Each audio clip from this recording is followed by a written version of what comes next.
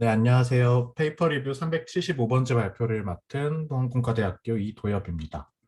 오늘 발표드릴 논문은 구글 리서치에서 최근에 발표된, 한 3주 전에 발표된 마스크 마스크 제너레이티브 이미지 트랜스포머라는 논문이고요. 방법론 자체는 매우 간단한데 생각보다 좋은 성능을 보여주고 또 간단하지만 좀 여러 후속 연구들로 이어질 수 있는 중요한 논문인 것 같아서 선정하게 되었습니다.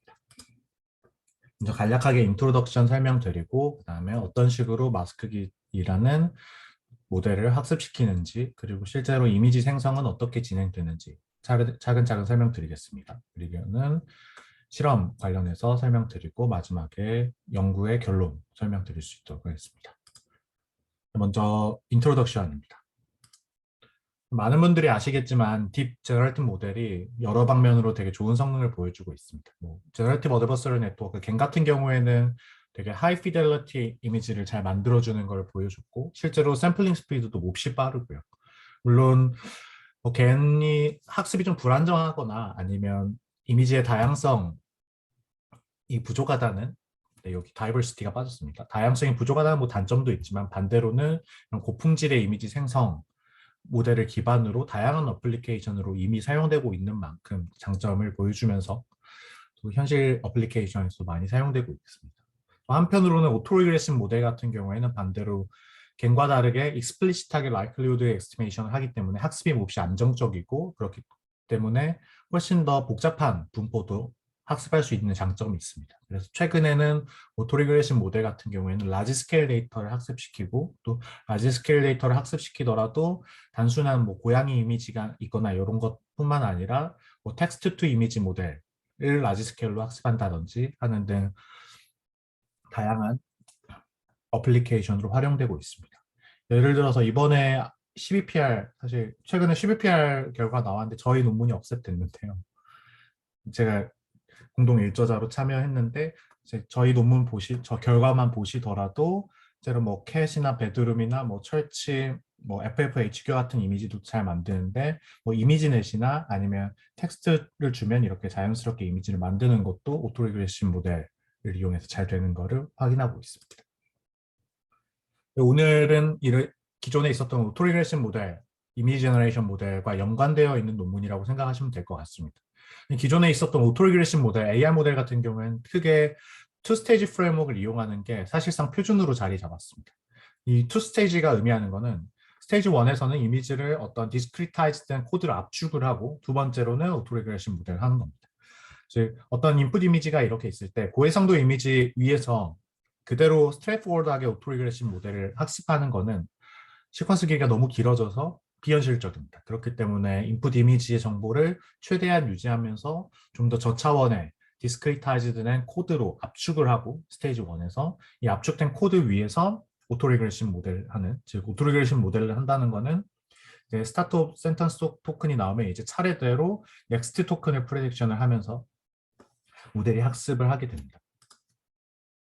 근데 달리 제가 딱 작년 이맘때쯤 발표드렸는데 달리나 아니면 기존 다른 연구들도 VQVA를 많이 사용을 하고 있는데 이 영상만 보시는 분들은 코드로 표현한다 이런 것들이 익숙하지 않으실 것 같아서 잠깐 간략하게 인트로덕션을 준비해봤습니다. 먼저 어떤 코드북이 있다고 가정을 해봅시다. 코드북 C가 있으면 이 코드북은 어떻게 구성되어 있냐면 코드북이기 때문에 코드 인덱스, 여기서는 코드라고 부르겠습니다. 코드랑 그 코드에 대응되는 코드 임베딩, 페어가 있습니다. 그리고 이게 라지 K가 있다고 했을 때 이 라지 K를 코드북 사이즈라고 합니다. 그러면 이 코드북 안에는 코드와 거기에 대응되는 코드 임베딩 벡터, 페어가 총 라지 K에 들어있는 상황입니다.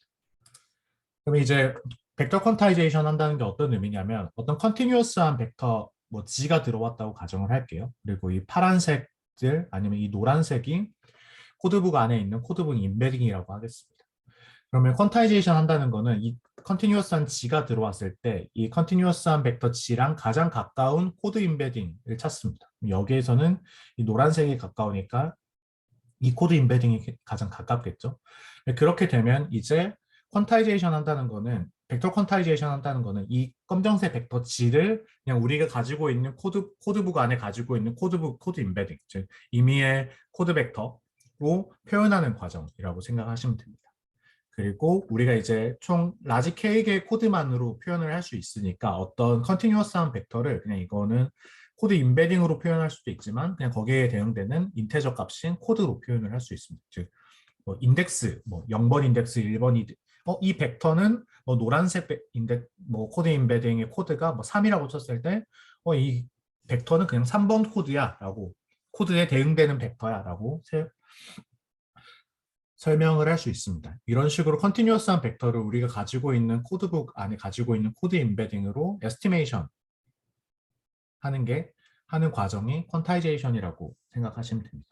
물론 이렇게 어떤 컨티뉴어스한 벡터를 우리가 가지고 있는 코드 임베딩으로만 표현을 할 수밖에 없기 때문에 디스크리타이제이션을 위해서 당연히 기존에 있었던 정보와 우리가 선택한 코드 임베딩에 들어있는 정보 사이에 차이만큼 인포메이션 로스가 일어납니다. 그렇기 때문에 이 벡터 퀀타이제이션이란 과정은 뭐 장점은 어떤 컨티뉴어스한 스페이스를 디스크리타이즈된 뭐 코드 인덱스로 표현할 수 있다는 거. 또 이제 그게 뭐 차원이 높아지면 높아질수록 그냥 코드들의 컨비네이션으로 표현할 수 있다는 점이 장점이지만 반대로는 이렇게 인포메이션 로스가 있는 로시 컴프레션이기 때문에 정보 손실이 일어난다. 그리고 정보 손실이 크면 클수록 원본의 뭐 이미지라면 뭐 파인 그레인한 디테일이라던가 아니면 왜곡이 일어난다던가 이런 부작용이 있을 수 있다. 이런 상황.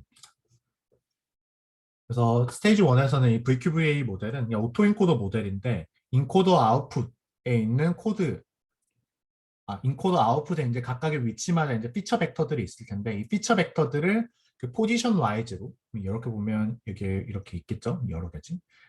포지션 와이즈로 벡터 퀀타이제이션을 한 다음에 디코딩하는 걸 VQVA라고 생각하시면 됩니다. 즉, 어떤 이미지가 있을 때 일단 오토인코더의 인코더에서 인코딩을 하면 피처맵이 나올 텐데 이제 위치 단위로 벡터 퀀타이제이션을 하게 되면 그냥 이게 만약에 h by w by 뭐 c짜리였다면 h by w의 인테저 코드 맵으로 표현되게 되겠죠. 이제 그걸 바탕으로 다시 코드북에 있는 임베딩을 가져와서 디코딩을 하게 되면 리컨스트럭션을 하게 됩니다. 그래서 스테이지 1에서는 이 이미지를 코드로 표현하기 위한 그리고 이 코드가 다시 원본 이미지를 나타내기 위해서 리컨스트럭션 로스로 학습을 하게 되고 이외에 또 이 코드북을 좀 더 원활하게 학습하기 위해서 인코더를 코드북에 가깝게 만든다든지 아니면 코드북을 이제 인코더에 가깝게 만든다든지 하는 부가적인 로스가 들어가고 있습니다. 어쨌든 이런 전반적인 프로세스를 통해서 어떤 이제 이미지가 어떻게 표현되냐면 우리의 목표는 어떤 이미지를 이렇게 이미지 그대로 픽셀 레벨 그대로 사용하는 게 아니라 극단적으로는 뭐 3x3 레졸루션으로 확 줄이는 거고 그때 뭐 픽셀 밸류 또는 컨티뉴어스한 벡터가 표현되어 있는 게 아니라 얘네들을 뭐 175, 8323, 623, 2 이런 코드들의 맵으로 표현하는 게 우리의 목적입니다. 물론 우리가 코드북을 가지고 있고 코드북은 코드와 코드 임베딩의 페어들의 집합이기 때문에 이 1번 코드에 대항하는 벡터, 5번 코드에 대응되는 벡터 이렇게 벡터들도 가지고 있는 상황입니다. 이렇게 스테이지 1 모델을 통해서 어떤 이미지를 코드들로 표현을 하게 되면 저희는 이제 이거를 쭉 편 다음에 일자로 레스터 스캔 오더로 지그재그로 순서라고 생각을 하고 얘네들을 일자로 쭉 펴니다. 그 다음에 이제 오토리그레시브 모델링이 하는 게 뭐냐면 이 각각의 엘리먼트들을 이 시퀀스를 S라고 하고 각각의 엘리먼트들을 ST라고 했을 때 이제 과거 정보를 바탕으로 그 다음 위치에 올 코드를 예측하는 것들을 반복하게 됩니다. 즉 처음에는 아무것도 모르기 때문에 뭐 스타트업 센턴스 토큰이 들어가는데 여기에서 첫 번째 코드 예측하고 첫 번째 코드까지 주어졌으면 다시 이제 두 번째 코드 예측하고 뭐 스타트업 센턴스 첫 번째, 두 번째 주어지면 세 번째 코드 예측하고 이걸 반복적으로 넥스트 토큰 프레딕션을 학습을 하게 되면 자연스럽게 우리가 전체 시퀀스에 대한 probability density를 과거를 기반으로 다음 거 예측, 과거를 기반으로 다음 거 예측 이런 식으로 오토 리그레시브하게 말 그대로 자기 회귀적으로 팩토라이제이션을 하게 되는 거고 이렇게 요것들을 다 이제 곱해주면 이 전체 시퀀스의 덴시티를 에스티메이션 할 수 있게 됩니다. 뭐 복잡한 말 할 필요 없이 결국에는 계속 다음 위치에 올 코드들을 예측하는 모델이 오토 리그레션 모델이라고 생각하시면 됩니다. 그렇게 되면 이제 이미지를 만들 때도 실제로 이제 이런 식으로 학습을 하게 되면 이미지를 만들 때도 우리가 이제 그냥 스타트 업 센턴스나 어떤 컨디션을 주어지고 그다음부터 이제 그다음 코드, 그다음 코드, 그다음 코드 쭉쭉쭉쭉 예측해서 전체 코드를 다 예측을 하게 되면 그걸 바탕으로 이미지를 만들 수 있게 됩니다. 근데 여기까지가 AR 모델, 기존 AR 모델들의 좀 개론이라고 볼 수 있는데 이 연구에서 제안하는 건 이런 AR 모델이 한계가 있다는 크게 세 가지 한계가 있는데 첫 번째는 기존 오토리그레션 모델이 라지 스케일 데이터에서 잘 되는 건 맞지만 한계점은 유니디렉셔널한 컨텍스트만 볼 수 있다는 거예요. 즉 과거를 바탕으로 다음 걸 예측하고 다음 걸 예측하고 다음 걸 예측하게 되는데 실제로 이런 죄송합니다.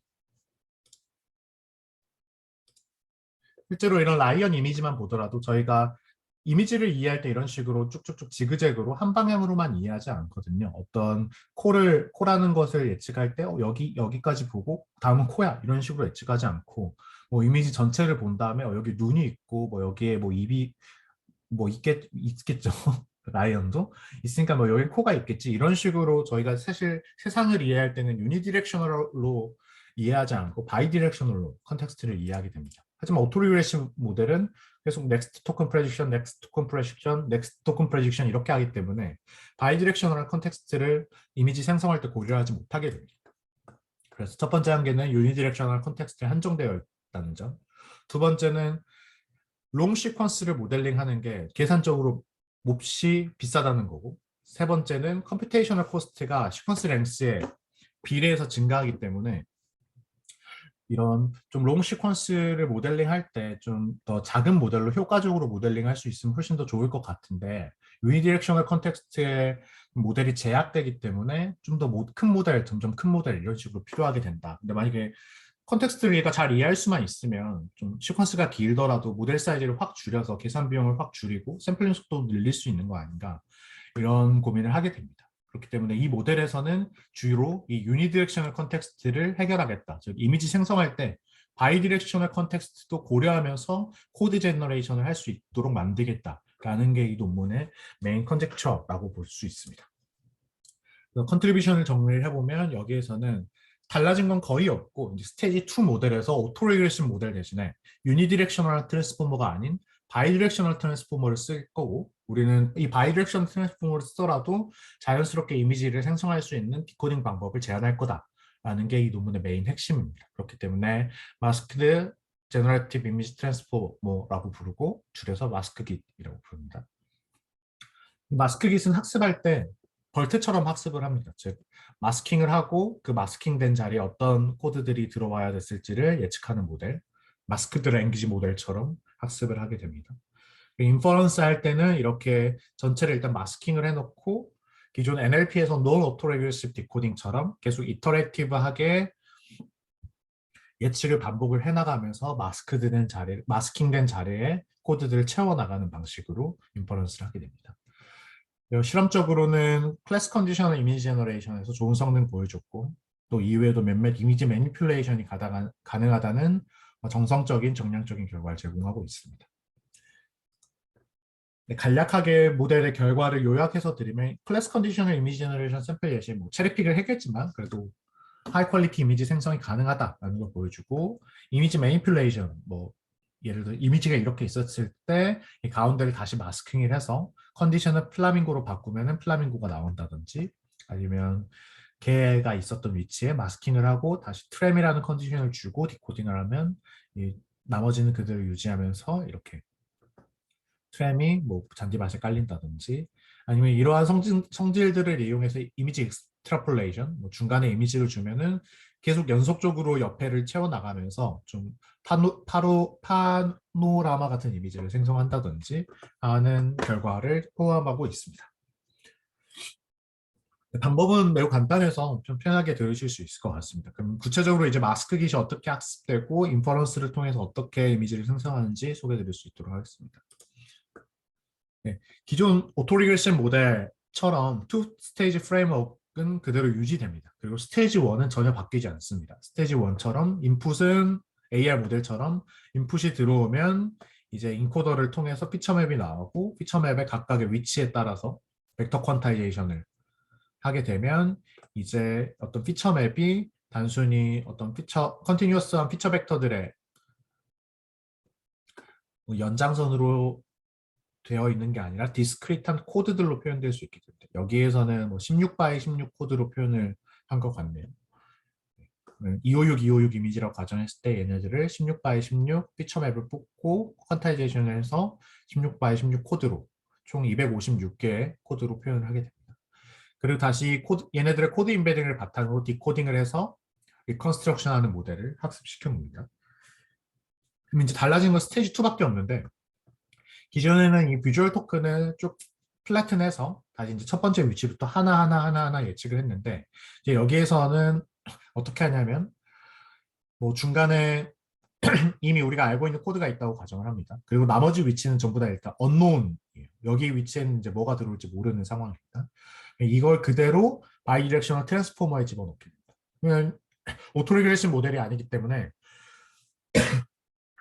이제 과거만 보는 게 아니라 뭐 이 위치에서도 이 전에 것도 볼 수 있고 뭐 뒤에 것도 볼 수 있고 전체 다 볼 수 있겠죠. 그런 식으로 바이디렉셔널 트랜스포머를 태워서 이 마스킹된 위치에 어떤 게 있었어야 됐는지를 예측을 해서 채워넣는 모델을 학습을 하게 됩니다. 이게 가장 큰 차이라고 볼 수 있고요. 이런 식으로 학습을 하는 게 기존 NLP에서 BERT, 마스크드 랭귀지 모델에서 이런 식으로 학습을 해서 여기에서는 마스크드 뭐 랭귀지는 아니기 때문에 마스크드 비주얼 토큰 모델링 MVTM이라고 부르고 있습니다. 네, 그래서 뭐 달라지는 점은 뭐 이게 전부고요. 예를 들어서 근데 이걸 하기 위해서 이제 마스크 토큰이라는 걸 정의를 해야 되는데 예를 들어서 어떤 마스크 MI가 1이면 마스크를 쓴다. 그리고 MI가 0이면 마스크를 안 쓴다라고 가정을 하겠습니다. 그러면 어떤 시퀀스 길이가 라지 n일 때 뭐 여기 이 위의 예시에서는 총 9개 코드가 있으니까 라지 n이 뭐 9겠죠. 라지 n일 때 일단 이 바이너리 마스크 시퀀스를 정의를 하게 됩니다. 그래서 어떤 위치에 마스킹을 하고 어떤 위치에 마스킹을 안 할지를 결정하는 이 바이너리 마스크 시퀀스가 있다고 가정하겠습니다. 그리고 두 번째로 한 가지 더 우리가 더 정의해야 될 거는 얼마나 마스킹을 할지 정의를 해줘야 되거든요. 그래서 얼마나 마스킹을 할지 정의를 해주는 함수, 마스크 스케줄링 펑션을 정의를 하게 됩니다. 이 마스크 스케줄링 펑션은 모노토니컬리 디크리징 펑션으로 정의되고 정의역 small r도 0에서 1 사이고 감마 이 마스크 스케줄링 펑션의 감마로 표현하는데 감마도 0에서 1 사이 값으로 나오게 됩니다. 이게 이런 식으로 표현하면 너무 어려운데요. 그냥 얼마나 마스킹 할 거야를 일단 0에서 1 사이의 비율로 받습니다. 0에서 1 사이의 값으로 받습니다. 그러면 값을 받으면 그러면 그대로 0을 받으면 0%, 1을 받으면 100%인 건 똑같은데 0.5를 받으면 50% 이렇게 딱 정해서 쓰는 게 아니라 어떤 함수의 모양을 정의해놔서 입력을 받더라도 그 함수의 모양을 고려해서 알맞은 값을 내뱉게 만들겠다라는 게 마스크 스케줄링 펑션이라고 생각하시면 될 것 같아요. 예를 들어서 이 감마 펑션이 디크리징 펑션이고 뭐 다양하게 뭐 있을 수 있겠죠. 뭐 리니어도 있고 아니면 컨벡스 컨케이브 형태의 다양한 함수들이 있을 텐데 만약에 우리가 이 감마를 리니어로 정의한다면 내가 0을 넣어줬어. 그러면 이제 1이 나오고 1을 넣어줬어. 그러면 제가 아까 설명을 반대로 했네요. 죄송합니다. 1을 넣어줬어. 그러면 마스킹 하나도 안 할 거야. 이렇게 끝점만 정해 주게 되는데 조건으로는 리니어 펑션이라면 뭐 내가 0.4를 마스킹 할래 하면 거기 1 감마 1 뭐 r인 0.6이 나오겠죠. 비례해서 이렇게 쭉 비례해서 마스킹을 하게 되는데 꼭 이렇게 우리가 넣어주는 값에 비례해서 마스킹을 할 필요는 없잖아요. 나는 웬만하면 마스킹을 더 많이 하는 게 좋을 것 같아. 뭐 어떤 값을 주더라도 좀 보수적으로 마스킹을 하고 싶은 것 같아. 이런 식으로 생각할 수도 있고 근데 마스킹을 너무 많이 하는 것보다 웬만하면 좀 적게 하는 걸 유지하는 경향을 만들면 좋겠다. 이런 식으로 생각할 수도 있잖아요. 그렇기 때문에 예를 들어서 이런 컨벡스 펑션을 사용하게 되면 이런 로가리즘을 사용을 하게 되면 그래서 0일 때는 뭐 100%다 마스킹을 하게 되는데 0.1만 돼도 이 로가리즘 펑션이 확 떨어지기 때문에 뭐 마스킹하는 레쇼를 확 줄일 수 있습니다. 우리가 만약에 0에서 1까지 랜덤하게 고른다고 막 가정을 할 때 그럼 상대적으로 마스킹을 적게 하는 애들이 뽑힐 확률이 더 높아지겠죠. 이런 걸 의도하기 위해서 이런 마스크 스케줄링 펑션을 사용을 하게 됩니다. 예를 들어서 이렇게 컨케이브 펑션을 사용하게 되면 우리가 스몰 r 정의역을 0에서 1부터 뭐 랜덤하게 고른다고 가정을 했을 때 컨케이브 펑션은 천천히 떨어지기 때문에 뭐 내가 그냥 아무 난 맘대로 마스킹 해야지 하고 0.1을 골랐어요. 그래도 뭐 마스킹 거의 다 하겠죠. 0.1을 골랐어요. 그래도 마스킹을 거의 다 하겠죠. 뭐 아니면 0.8을 골라야 이제 좀 떨어지기 시작하고 이제 뭐 0.9에서 1 사이가 돼야지만 이제 절반 이하로 떨어지는 이런 식으로 결정을 할 수 있게 됩니다. 익스포넨셜 결정하게 된다. 이런 식으로 우리가 학습하는 과정에서 또는 디코딩을 하거나 할 때 마스킹을 하는 양을 단순히 리니어하게 결정을 하는 게 아니라 어떤 함수의 모양, 이런 전략들을 선택을 자유롭게 할 수 있게 하기 위해서 이런 마스크드 스케줄링 펑션을 정의를 하게 됩니다.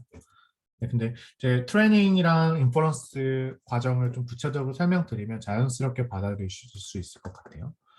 학습을 이제 어떻게 하냐라고 생각을 하실 수 있는데 이런 식으로 합니다. 먼저 예를 들어서 어떤 트레이닝 데이터를 토큰으로 바꿨을 때 이런 시퀀스가 있었다고 가정을 할게요.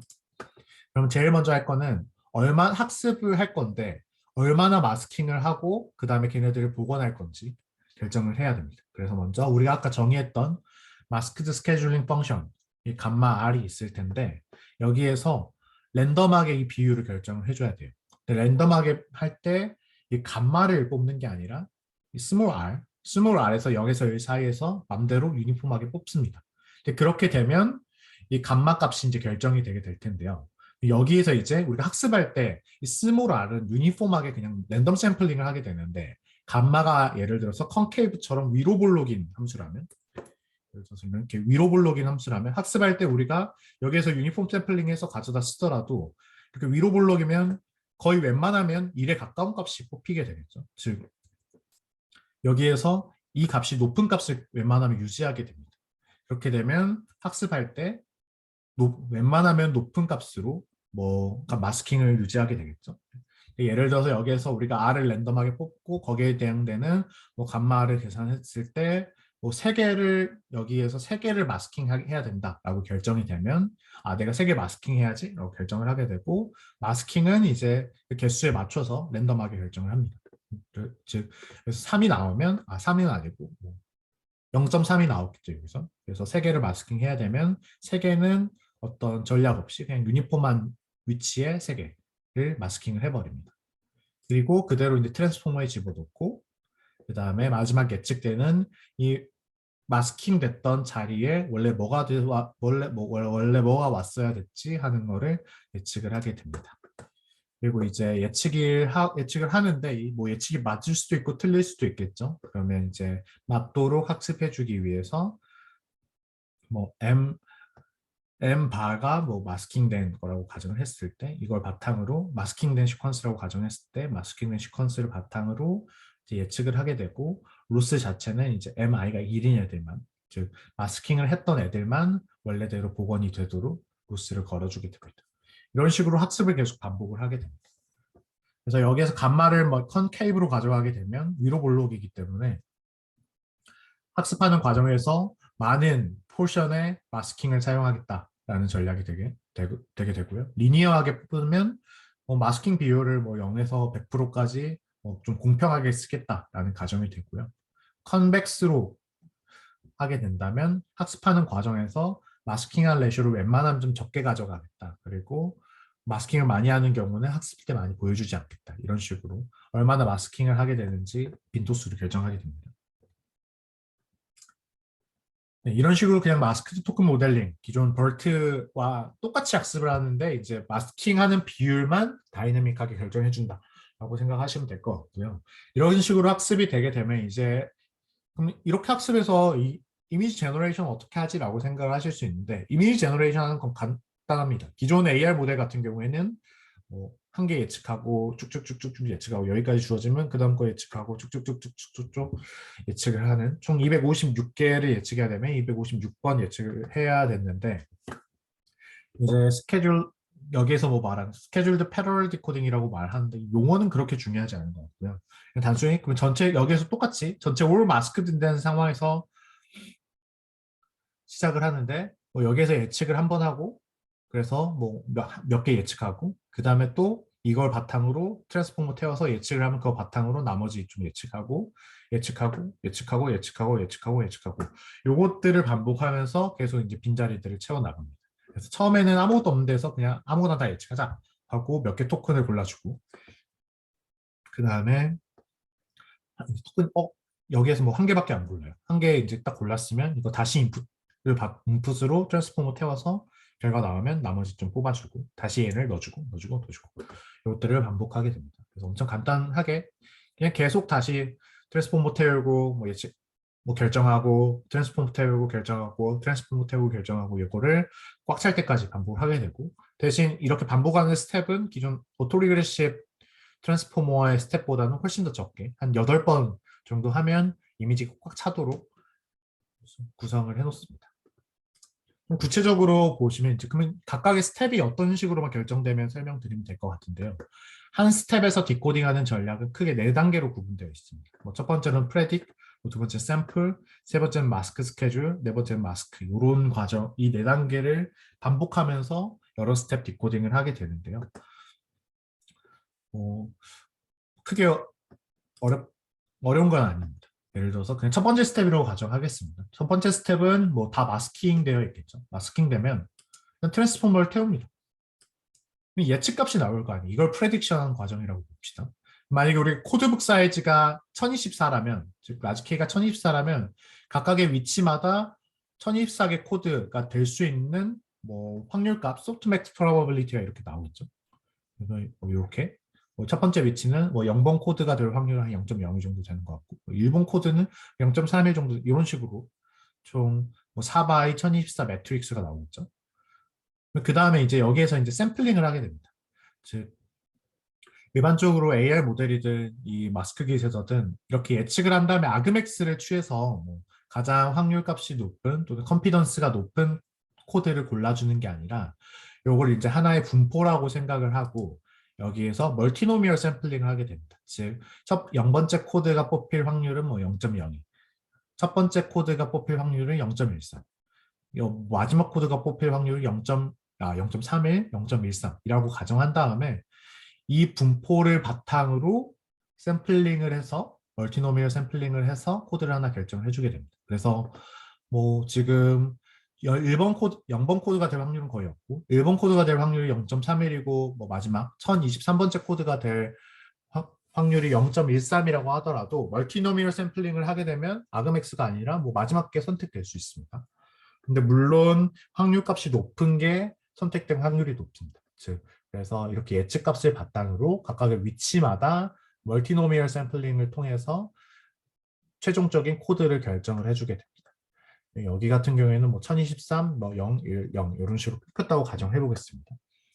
그럼 여기가 이제 샘플이 된 거고요. 이제 마스크 스케줄과 이제 마스킹을 결정을 하게 되는데 어떤 식으로 하냐면 일단 저희가 1023이 골랐어요. 그러면 거기에 대응되는 이제 컨피던스 값을 가져옵니다. 그리고 뭐 0번째 위치에서 첫 번째 위치에서는 0번 코드가 골라졌어요. 샘플링을 했더니도 제일 확률 값이 높은 게 가져왔어요. 그럼 여기에 대응되는 컨피던스 값 가져옵니다. 여기에서도 뭐 샘플링 했더니 1번 코드가 나왔어요. 그럼 여기에 대응되는 컨피던스 값 가져오고 여기에서도 이건 뭐 확률이 0.01이었는데 샘플링 해봤더니 운 나쁘게 얘가 걸렸어요. 0번이고 컨피던스 0.01 가져옵니다. 네, 그 다음에 죄송합니다. 그럼 여기까지 진행하고 어떻게 하게 되냐면 이제 마스크 스케줄링을 통해서 몇 개 코드만 이제 우리가 뽑을지 즉 몇 개 코드만 남기고 나머지들은 다 마스킹을 해버릴 건데 몇 개 코드만 남길지 개수를 일단 결정을 해주게 됩니다. 결정하는 거는 제가 다음 페이지에서 말씀드릴게요. 결정을 하게 돼요. 그래서 뭐 이 스텝에서는 우리 첫 번째 스텝에서 우리가 2개만 필요하고 나머지는 다 필요 없다라고 치면은 2개를 고르게 되는데 2개를 고를 때 이제 여기에서는 컨피던스가 가장 높았던 2개를 고르고 나머지 컨피던스가 낮았던 거를 마스킹을 쳐줍니다. 그러면 이게 첫 번째 스텝의 디코딩이 끝납니다. 그 다음에는 이제 다시 얘를 바이디렉셔널 트랜스포머에 넣어줘서 여기까지 새로운 인풋이 이제 결정되면 이제 얘를 그대로 바이디렉셔널 트랜스포머에 넣어주게 됩니다. 그리고 그렇게 됐을 때 또 이제 뽑힌 위치에서 다시 또 샘플링을 해가지고 예측을 바꾸냐 이렇게 생각하실 수도 있는데 일단 한번 이렇게 선택이 되면 이제 이 위치에 있는 컨피던스 값을 이렇게 제가 적어놓은 것처럼 1로 바꿔줍니다. 1로 바꿔줘서 다음 스텝에서 우리가 한번 이렇게 결정한 것들은 뒤집지 않고 그냥 쭉 가겠다라는 전략을 취해줍니다. 이렇게 한 프로세스는 이렇게 반복되게 됩니다. 즉 예측하고 예측 기반으로 각각의 위치에 적절한 코드 샘플링하고 그때 우리가 사용했던 컨피던스 값 얼마지? 가져온 다음에 우리가 여기서 몇 개나 필요해? 뭐 2개 필요해. 그럼 나머지 다 버릴 건데 뭘 버릴 거야? 하면은 컨피던스가 낮은 걸 그래도 샘플링은 하긴 했지만 컨피던스가 낮단 말은 좀 틀릴 가능성이 높으니까 얘네들을 버리자. 버리고 다시 이거 바탕으로 예측하고 요것들을 반복하게 됩니다. 그렇기 때문에 이제 결국에 최종적으로는 이렇게 디코딩하는 과정은 엄청 간단하고요. 그래서 최종적으로는 그러면 어떤 식으로 마스크 스케줄 펑션을 사용할 건지, 즉 마스킹하는 개수를 각 스텝마다 어떻게 결정해 줄 건지만 남게 되고 이게 가장 어떻게 보면 중요한 파트라고 볼 수 있습니다. 이 부분에서. 이 마스크 스케줄링 펑션은 제가 소개해드린 대로 뭐 리니어, 뭐 컨벡스, 컨케이브 다양한 형식으로 저희가 고를 수 있습니다. 근데 저희가 학습할 때는 얘 인풋인 스몰 r 값을 0에서 1 사이로 뭐 랜덤하게 골라줬는데요. 인퍼런스, 즉 샘플링, 이미지 제너레이션 할 때는 이 r 값을 랜덤하게 결정해 주는 거 아니고 이제 저희가 총 라지 t 스텝을 통해서 디코딩을 하겠다라고 결정이 되면 0부터 뭐 t분의 1, t분의 2, t분의 3 이런 식으로 순차적으로 넣어주면서 마스킹대 개수를 결정을 하게 됩니다. 즉 처음에는 무조건 0이 들어가기 때문에 마스킹되는 비율이 100%인데 이제 점점 실제로 이미지를 만드는 과정에서는 점점 이 마스킹된 비율을 줄여가면서 이미지를 만들게 되고 이 값이 1에 딱 도착했을 때 이 이미지가 생성되고 끝나는 겁니다. 그래서 이 디코딩 스텝에서는 이 스몰 r 값, 사실 정확하게는 라지 t분의 뭐 t 값, t는 지금 스텝이라고 생각했을 때를 리니어하게 키워가면서 이제 그렇게 리니어하게 키워갈 때 우리가 미리 정의했던 마스크 스케줄링 펑션에 따라서 실제 마스킹 레쇼는 점점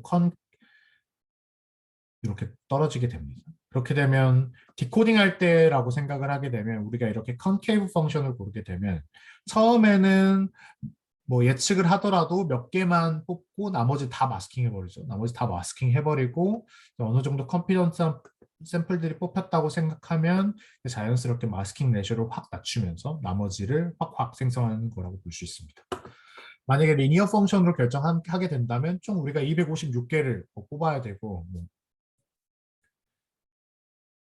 뭐 타임 스텝이 좀 디코딩 스텝이 뭐 16이라고 가정을 하면 한 번에 16개씩 페어하게 16개, 16개, 16개, 16개 이렇게 좀 16스텝 뽑는 거고요.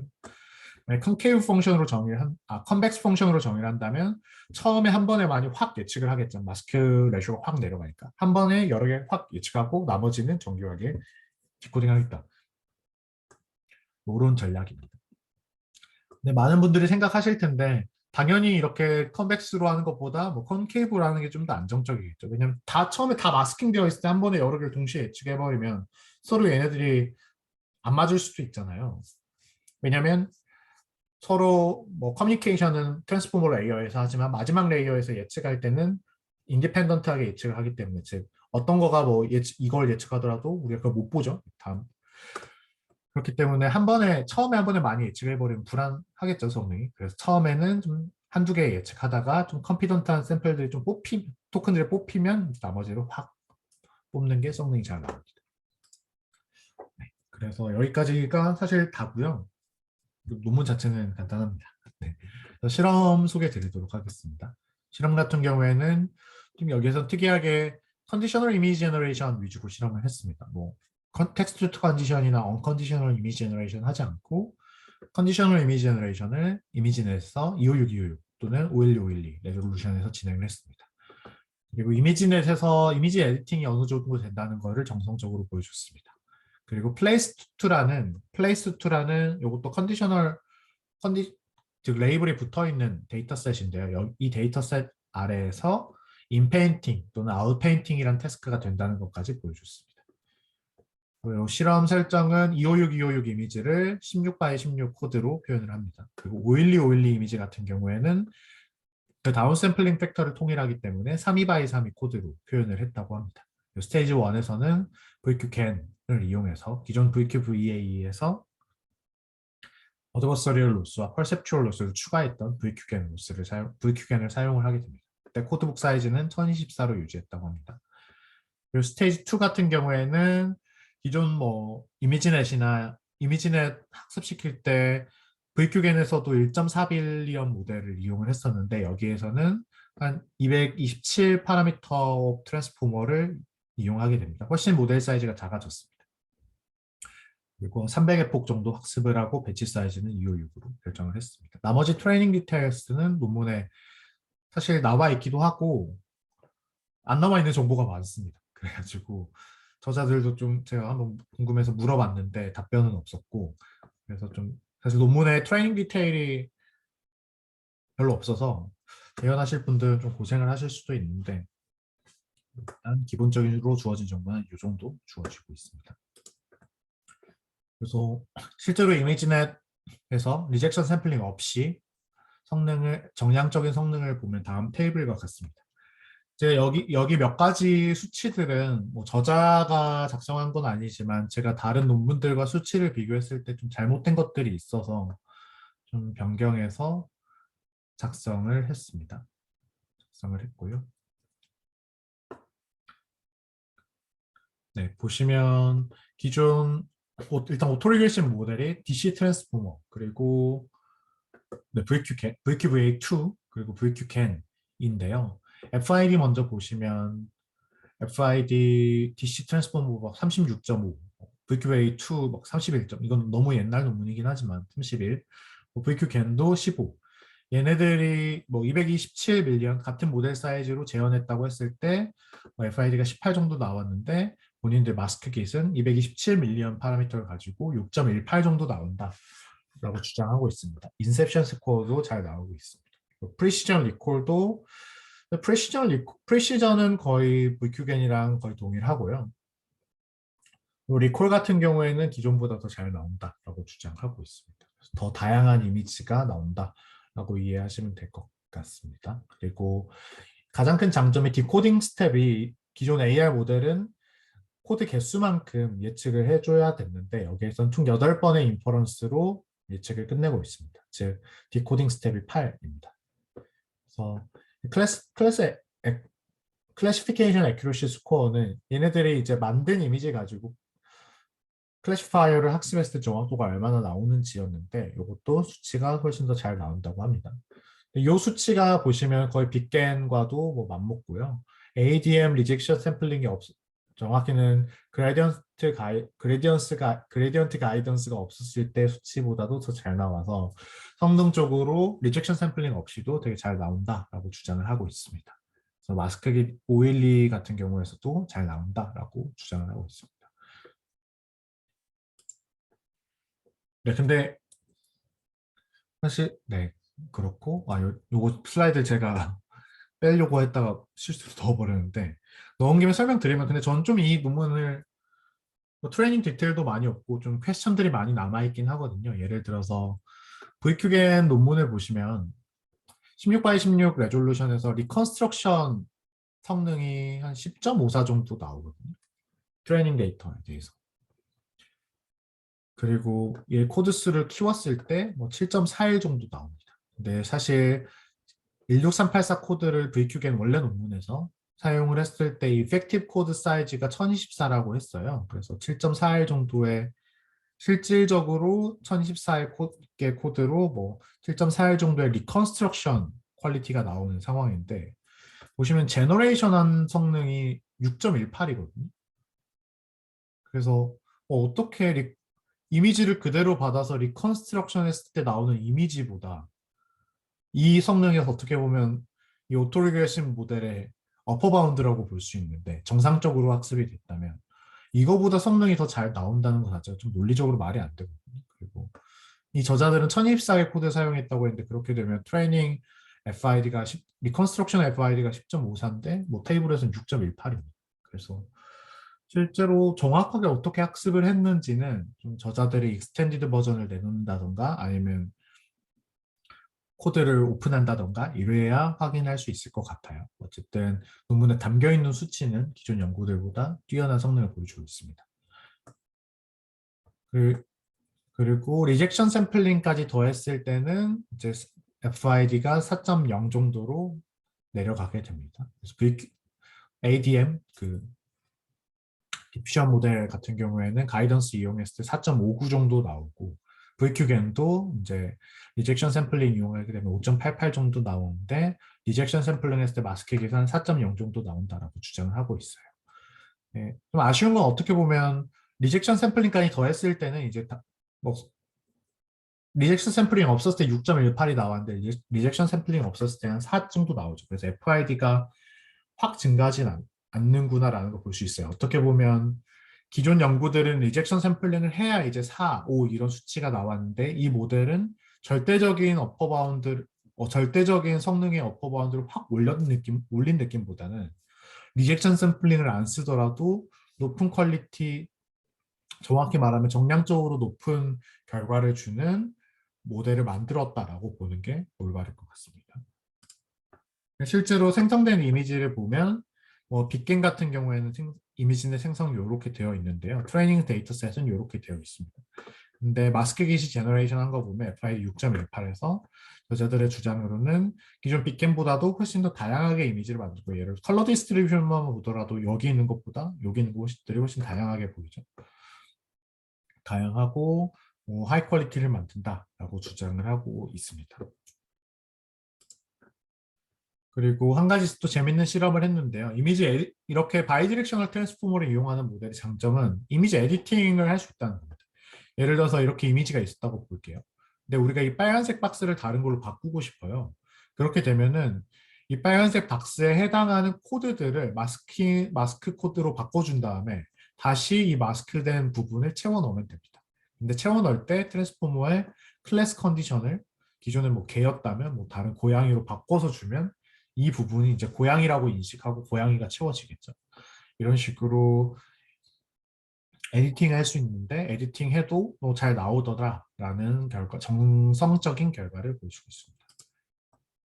그리고 플레이스2라는 데이터셋에 대해서도 이렇게 마스킹하고 다시 이제 그대로 같은 클래스로 예측을 하게 되면 뭐 사람이 없어진다든지 아니면 안쪽만 주고 바깥쪽 아웃 페인팅을 한다든지 아니면 왼쪽 절반만 주고 나머지 오른쪽을 채우라고 이건 주어지고 여기가 마스킹 됐다고 가정하고 그대로 이제 태워주면 되겠죠. 반복해서 이렇게 나머지 절반을 채우든지 하는 방식으로 사용하더라도 잘 작동되더라라고 주장하고 있습니다. 네, 그리고 이 아웃페인팅이나 인페인팅 관련해서는 기존 연구들이 플래스2 데이터셋에서 정량적인 결과를 체크했었나 봐요. 그래서 좀 완전 모든 샘플들과 페어한 결과는 아니지만 그래도 FI랑 IS 측면에서 인셉션 스코어 측면에서 컴패리티브 하거나 아니면 더 좋은 결과를 보여줄 수도 있다라는 결과를 보여주고 있습니다. 그리고 어블레이션 스터디가 중요할 것 같은데 마스크 스케줄링 펑션의 타입에 따라서 어떤 식으로 결과가 바뀌는지 체크를 해봤습니다. 그랬더니 전반적으로 컨케이브 펑션이 좋더라. 예를 들어서 익스포넨셜 아니면 요거 큐빅이네요. 큐빅 아니면 스퀘어 코사인 어떻게 보면 종류만 다른 건데 이런 것들이 성능이 좋고 로가리즘 성능 보시면 FID가 상당히 높죠. 즉 한 방에 여러 개 예측을 시작부터 해버리는 거는 당연히 퀄리티가 떨어질 수밖에 없다라는 걸 보여주고 있고 컨케이브 펑션 중에서는 코사인이 제일 좋더라라는 걸 보여주고 있어요. 큰 차이는 안 나죠.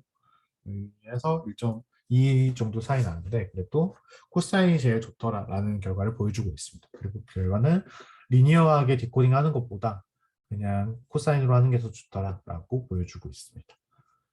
그리고 이 오른쪽 그림을 보시면 이제 각각의 어떤 함수를 선택했는지 그리고 그 함수마다 전체 디코딩 스텝 수를 우리가 결정함에 따라서 어떤 식으로 성능이 바뀌는지를 보고 있는데요.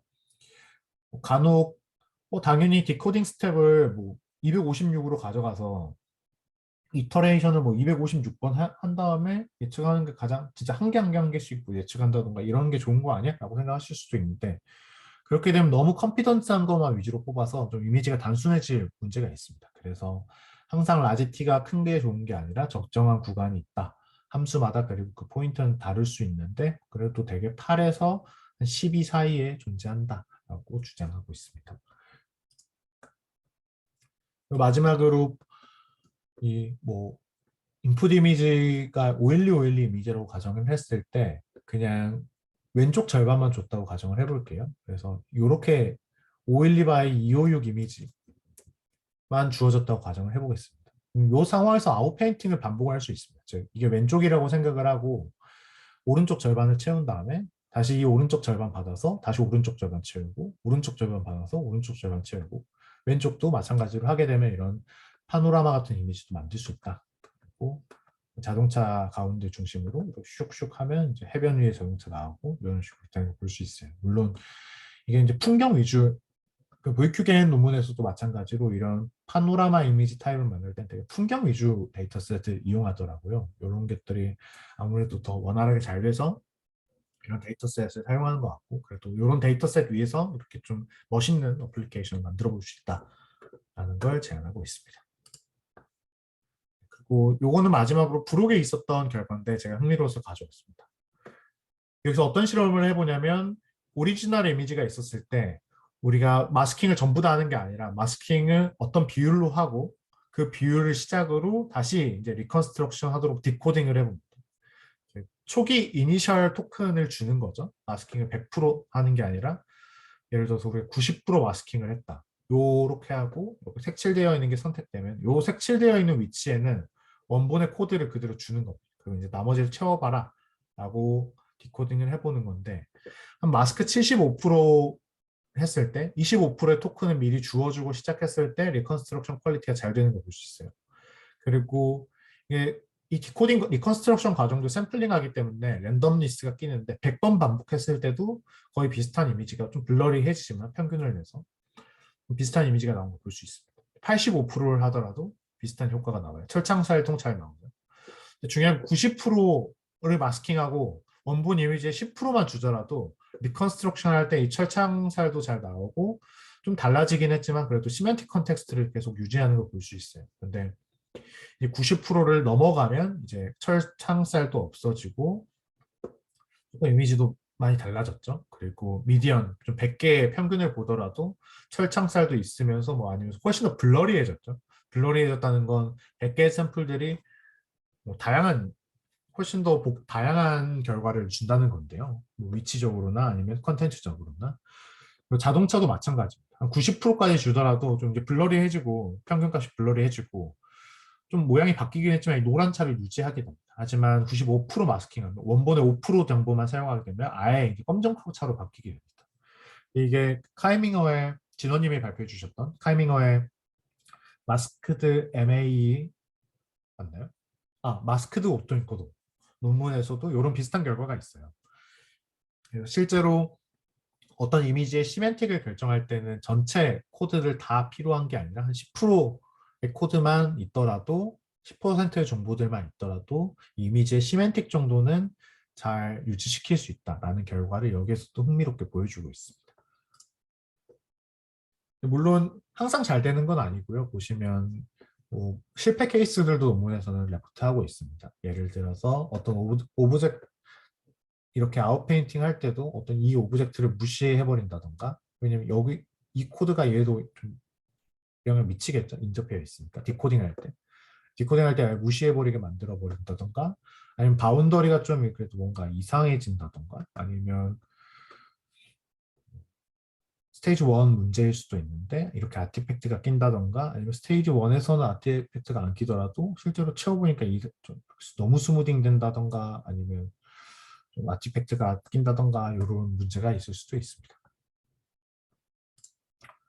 네, 마지막 결론 내리면서 좀 마무리 짓도록 하겠습니다. 결론적으로 이 마스크깃이라는 논문은 또 연구는 바이디렉셔널 트랜스포머 데코더를 이용해서 기존 오토리그레션 모델 대신에 투 스테이지 프레임워크의 이미지 제너레이션 모델을 대체했습니다. 그리고 사실 노벨 이미지 신테시스 패러다임이라고 보기에는 어려워 보여요. 왜냐하면 지금 이 논문 이외에도 디스크리트 디퓨전 베이스드 모델이 굉장히 비슷한 프레임워크를 가지고 있고 이런 식으로 바이디렉셔널 트랜스포머 디코더를 이용하는 논문들이 저희 PICB에서 다뤄지지 않았더라도 뭐 VQ 디퓨전, 뭐 언리싱 트랜스포머 아니면 최근에 오픈AI에서 나왔던 글라이드 같은 경우에도 뭐 바이디렉셔널 트랜스포머를 이용합니다. 이제는 노벨해지진 않았지만 그래도 아마 작업할 당시에도 노벨했을 것 같고 기존 오토리그레신 모델과 다르게 바이디렉셔널 컨텍스트를 이용하면서 디코딩을 할 수 있다는 게 최대 장점입니다. 그리고 기존 디퓨전 모델과는 다르게 기존 디퓨전 모델은 타임 스텝이 굉장히 오래 필요한데 디코딩할 때 얘는 뭐 이터레이티브 디코딩을 한 8스텝 정도만 하면 8번만 반복하면 이미지 생성을 완료할 수 있다. 그래서 샘플링 속도가 빠르다라고 기존보다 빠르다라고 주장하는 게 가장 큰 장점입니다. 그리고 마지막으로 실험이 풍부하진 않지만 그래도 가장 메인 실험 중 하나인 이미지넷이라는 실험에서 실제로 정량적인 성능을 훨씬 더 좋게 만들 수 있다 정도 보여줬고 기존 바이디렉셔널 트랜스포머를 이용하는 모델들답게 이미지 매니플레이션, 예를 들어 인페인팅이나 아웃페인팅, 컨디셔널 매니플레이션 이런 것들이 가능하다라는 것을 보여준 논문으로 정리하면 될 것 같습니다. 네, 제가 좀 말이 길었는데 네, 여기까지 제가 발표 드리고 혹시 질문 있으시면 질문 받고 끝낼 수 있도록 하겠습니다.